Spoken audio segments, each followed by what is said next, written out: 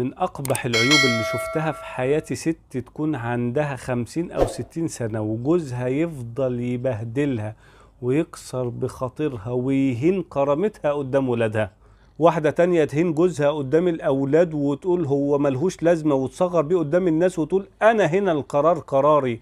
مين قالك إن هو بيحبك؟ هو عايش معاكي ومضحي بسعادته علشانك وعشان الاولاد. والله عمري دي ما كانت عشره بالمعروف. نرجع لموضوعنا، الراجل اللي كاره مراته مش عايز يكمل معاها وعايز ينفصل. انا جايب لك نماذج من الصحابه والتابعين والصالحين اللي صبروا على اذى مراتاتهم، والامر اليك فانظر ماذا ترى. عالم من علماء المدينه كان بيدرس في مسجد سيدنا النبي صلى الله عليه وسلم، مراته كل شويه بتهينه، قال لها تعالي شوفي الناس بتعاملني ازاي في المسجد. راحت المسجد شافت الناس قاعده بتسمع بخشوع وهو عمال يدرس لهم. لما روح البيت قال لها شفت؟ قالت له شفت كل الناس في مسجد الرسول قاعدين بخشوع الا انت اللي صوتك عالي.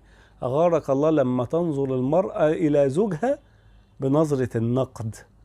نسأل الله السلامة. راجل من العلماء دخل عليه احد تلاميذه فشاف ابنه شديد البر بيه فتعجب، قال له والله انا عشت مع امه اكتر من 20 سنة عمرها ما ضحكت في وشي يوم واحد، فصبرت عليها فربنا عوضني اللي انت شفته. واحد راح لسيدنا عمر بن الخطاب عشان يشتكي له زوجته، فلقى مراته عماله تزعق له وهو ساكت وما بيردش، فقال في نفسه ده حال امير المؤمنين، امال انا حالي هيبقى ايه؟ سيدنا عمر شافه طيب بخاطره وقال له ما استحملهاش ازاي؟ ده هي اللي بتطبخ اكلي وهي اللي بتغسل هدومي وهي اللي بترضع عيالي وده مش واجب عليها، وهي التي يسكن بها قلبي عن الحرام.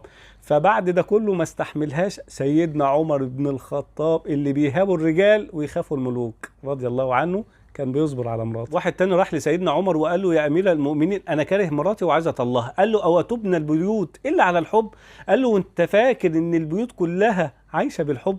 فين بقى وعاشروهن بالمعروف فان كرهتموهن فعسى ان تكرهوا شيئا ويجعل الله فيه خيرا كثيرا. سيدنا النبي صلى الله عليه وسلم بيقول لستنا عائشة انا بعرف امتى بتكوني راضية عني وامتى بتكوني غضبانة عليا، لما بتقولي لا ورب محمد بتبقي راضية، ولما بتقولي لا ورب ابراهيم بتبقي مش راضية. بتقول له لا يا رسول الله والله لا اهجر الا اسمك. ده صبر سيدنا النبي صلى الله عليه وسلم. عايزك تستشعر المعنى ده وانت جاي يوم القيامة شايف سيدنا النبي صلى الله عليه وسلم عند الحوض وتقول له يا رسول الله انا نفذت وصيتك اللي انت وصيتني بيها، استوصوا بالنساء خيرا، انا صبرت عليها عشان خاطرك يا رسول الله صلى الله على محمد صلى الله عليه وسلم. على فكرة ممكن ربنا يكون مبتليك او مبتليك في جوزك علشان في مرتبة ليكي في الجنة مش عارفة توصليها بعبادتك، فمش هتوصلي لها الا بالصبر على جوزك او بالصبر على مراتك. وعشان كده لما تخش البيت بتاعك وتسمع كلام خير احمد ربنا، ولما تسمع كلام شر